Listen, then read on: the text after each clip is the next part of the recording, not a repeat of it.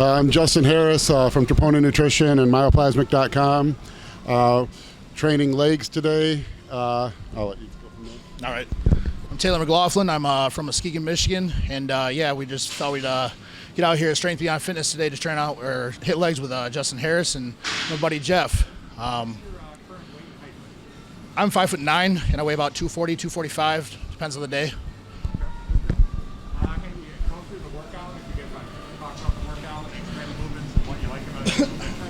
I just followed Justin today, so if you want to lead off. Sure. So we did legs. I always start legs with calves, and like we explained to Taylor why I always had weak calves. I still don't think they're great, but I would train them, at the end of a workout like most people, and they would always be the thing to get hit when I was tired, or if I ever had to leave early, they were the thing to get skipped. So probably 15 years ago, I started training them at the start of my leg workout. And I liked it, and so I start every leg workout with calves to kind of get blood through the whole legs, and it kind of gets blood moving through my knees. So we did 4 or 5 sets of standing calf raise, 2 sets of seated calf raise, and then that's warming up too, though. That's not just working sets. So just so people don't get the wrong idea, I mean, maybe a couple of working sets of each side, or of each exercise. I think we did ended up. I think the last 2 sets on calves were pretty close to failure. And both sets of seated calf raises for me anyways were pretty much failure by the end. And then we did lying leg curls, which I consider kind of a warm-up. They're not done to failure. They're done hard enough to, get a good pump and contract the muscle. And I mean, but they're just not, I don't go into them thinking all or nothing, need to get absolute failure, absolute positive failure. I just go and really focus on contraction. I usually do 3 or 4 sets. I think we did 3 sets there. Yeah. And then 2 sets of walking lunges. Yep. And I don't use any weight on those. I just do like 16 steps per each leg. It's basically across the gym and back, and all I'm doing is trying to open up my hips and warm everything up, get a little blood through the legs, and then we move to leg press. And leg press was our first real movement. I feel like doing all that stuff for warm-ups was kind of like a good idea to warm up the knees, because usually I feel like I'm warming up. I'm usually doing my compounds, like either a hack squat or squat or leg press. I'm usually doing those for 5 warm-up sets before I get to a top set, and I feel like I'm just using a lot more energy. At least this is a smarter approach to warming your knees up and warming the joints up and stuff. Well, I don't know if it's smarter, but it was the tale of 2 ages. I think we were kind of joking because I'm 41 and Taylor's 25. Yep. Yeah, so we're 2 different generations, I guess, really. I'm Gen Z, you're a millennial, I think, or? I am a millennial. And so I used to train, if anyone's watching my old videos, that's how I used to train, just go right into my heavy stuff. But now, through years of joint injuries and being an idiot, I take a longer warm-up approach. But I'll let you cover what we did on leg press, because I was kind of half in and out of it. Well, leg press, we had just started off, a handful of plates, and you throw on a band eventually, and you work your way up, and for every set we were adding another 3 plates each side, which, I didn't understand that Justin, when he said that he loaded up, I think what would we get up to, like 11 plates on each side with the bands. I assumed that was top set, so I went to fucking failure, and which I was able to get 20 good reps. Don't get me wrong, but I got up and I'm fucking exhausted. I had to catch my breath for like 5 minutes, and then he's like, "So you ready to do a heavy set?" So that kind of sucked, but yeah, no, I mean, you pretty much talk yourself through it, and especially working out with somebody like Justin, or somebody that's bigger than you in general, you're going to push yourself, man. So I think we went up to 14 plates on each side and bands. Yeah, and they were the old, we used the old school Elite Blues. I don't even know if they sell those anymore. I think they might be blacks now. Tension. Well, they're 300 pounds. Yeah, they're 300 pounds full tension, and we had them pretty much. Well, it was hard to even get it to the plate. Yep. So they're 300 pounds each at max tension. We weren't quite at max, but that was probably adding another 400 pounds total. Sure. So 14 plates plus 400 pounds. I mean, it was a good weight at the end. Yeah. Oh yeah. Yeah.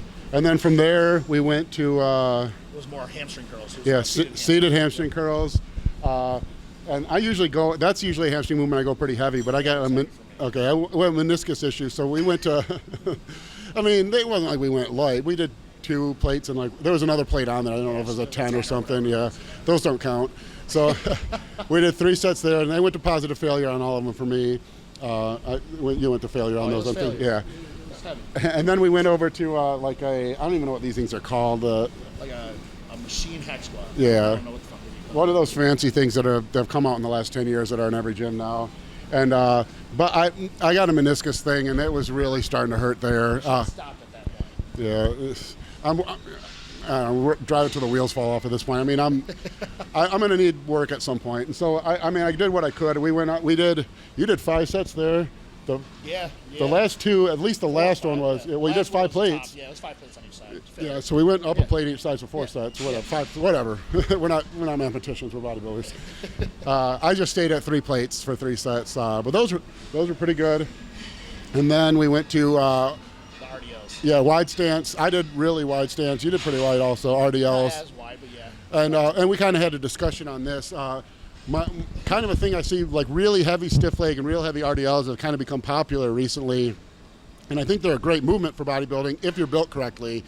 I think you take someone like a Ben Pollock especially, or like maybe a Jordan Peters who's really built for heavy posterior chain work, and they can work their hamstrings. Because you got to think here, you mind hold the mic or something? Yep. So like if this bicep is my hamstring, the hamstring crosses this joint, which would be my glutes, and this is the knee. And so when you do, to contract this, you need to stretch this joint and this joint. But what happens is people, when they round their back, it shortens it. So that's actually lengthening, or not lengthening, contracting this muscle. On the contraction, if you're doing that, this is actually, you're lengthening the hamstring while you're contracting the hamstring. So the net motion of the muscles will not really move. And you'll see people with really heavy RDLs a lot, keeping their lower back gets a little rounded, and that basically removes the contraction, because all you're able to contract on an RDL is where the hamstring crosses the glute. You can't contract where it's crossing the knee. And so if your back rounds at all, you're losing that contraction while you're trying to make the contraction. And so I do 2 different versions. You'll see me do heavy. I call them, when I'm doing heavy, I don't even call them RDLs. I call them hamstring deadlifts. I'm trying to basically keep as much arch as I can and keep a stiff leg, but I will go heavy on those. As an RDL, you can probably do 405 or 500 for reps if you wanted. Yeah, but you wouldn't put the emphasis on the hamstring. Exactly. And so with these, we didn't go heavy at all. We kept a really hard lower back arched and really tried to get a stretch on the hamstring. And we just did 2 sets there. And I was pretty spent by there, but use it as a stretch, man. Yeah. You went through a lot today, so use it as a stretch, and I'll really kick the hips out. If you really push the hips out, man, 135, 185 pounds, that's the most you need, man. And even after those couple sets, but I told you my lower back was still starting to take some of the weight. Your hamstrings are destroyed; they're smoked.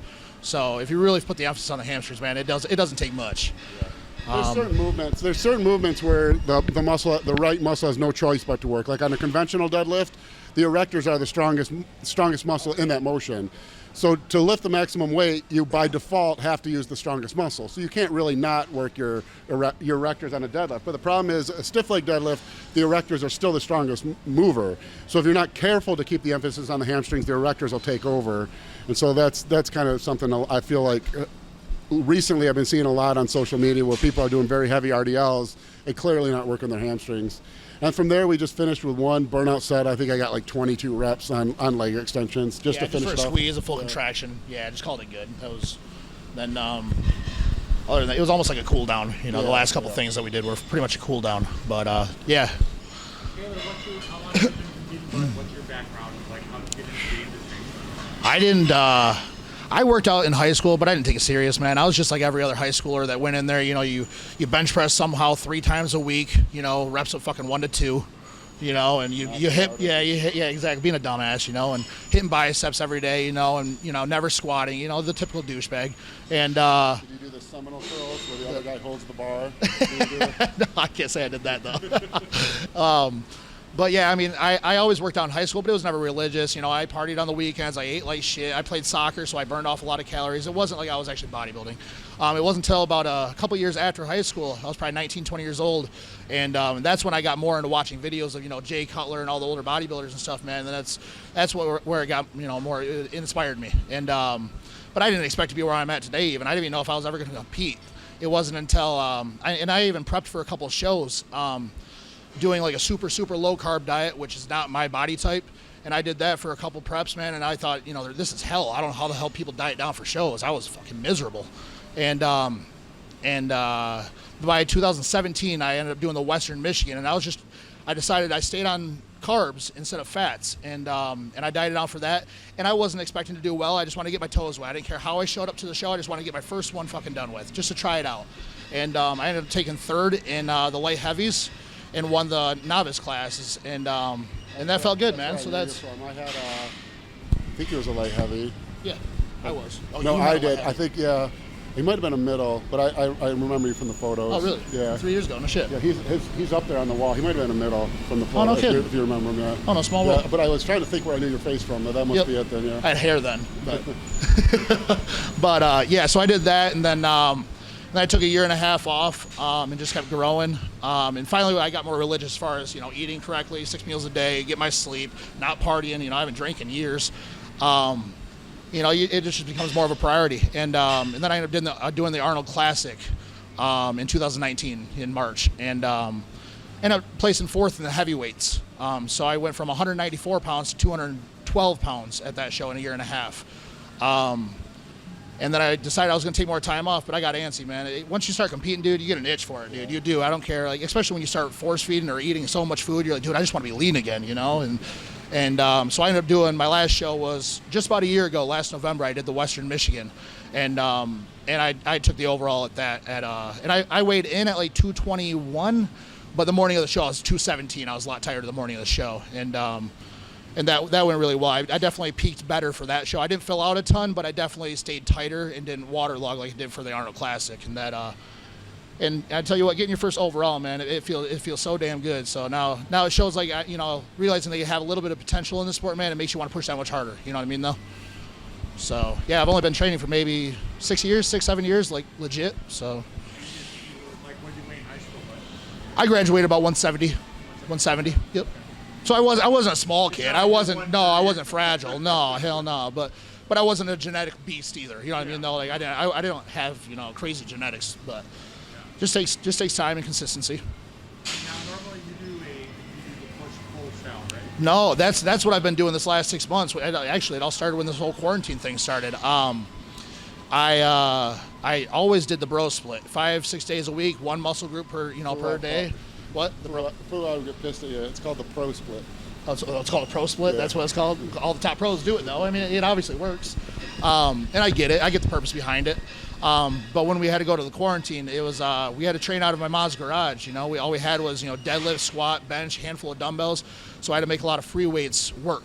And and there's only so many movements you can do for each day with just so many, so much weight. There wasn't machines. We didn't have a lot of stuff. So I decided to do a push-pull legs. That way I could train a little bit more, more muscle groups in the same day and a little bit heavier weight, but less volume, and take more breaks and stuff like that. And I tell you what, when I started doing that, even during the quarantine, I was still making progress. So I think my body really adapted to needing the rest and lifting a little bit heavier. Can I speak real quick? Yep. I don't. In case Fuad, for some reason, it happens to be listening to this. I'm not dogging the bro split at all. And I always say, well, I tend to gravitate more towards a higher frequency push-pull legs type thing more often in the off season. But you can't argue with the fact that I don't think any top 10 Mr. Olympia competitor has ever used anything but the traditional 5-day-a-week split. So I don't want to argue against its efficacy. Yeah. Longevity, man. You won't get as hurt training 5 days a week like that. Or at least me, when I did the bro split, I couldn't. If I wanted to bench heavy, it was so hard to shoulder press 3 days later just as heavy. You know what I mean? Though, where if I'm doing a push-pull legs, I got 6 days before my next push day. I can go as heavy as I want because I'm going to be recovered. You know what I mean? Though, so that's a little different too. If I were to do the bro split again, my volume would go up, my weight, my weights would go down a little bit. That's pretty much how I would train. But right now, I'm going to keep working with what's working. That's. When you were prepping, how's your diet been? Like, are you pretty clean year-round, or what's that like as opposed to when you're prepping for? In the past, no. In the past, I've eaten like shit, but it doesn't work. It doesn't work. As much as I want to believe it does, it doesn't. I watch all these guys get super sloppy or super thick in the off seasons, man, and it looks fun. But I tell you what, every time I gravitate towards eating junk food and stuff, I start feeling like shit. I have low energy. My appetite goes to shit. I can eat as much rice or potatoes, and and I can even drink a shit ton of OJ as long as I keep my fats relatively moderate. Just a few sources of healthy fats a day, eggs, peanut butter, whatever, and then just clean meats and my dense carbs, man. I can eat a ton and stay relatively lean. So I eat pretty damn clean year round. And then when I go to prep, I eat the same exact foods. I just might drop some of the sugars, but otherwise, yeah, it's still same clean, dense carbs, man. That's the way I diet down. People you'd like to thank, Bud, or family? Oh, no, nobody, just me. I'm just fucking nuts. Do it. Hey, it's good you're not in gym, right? No, man. The biggest sport I have in my life is my girlfriend Michaela. She's over there still doing her 2 hour or 3 hour long leg workout with her, whatever she's doing.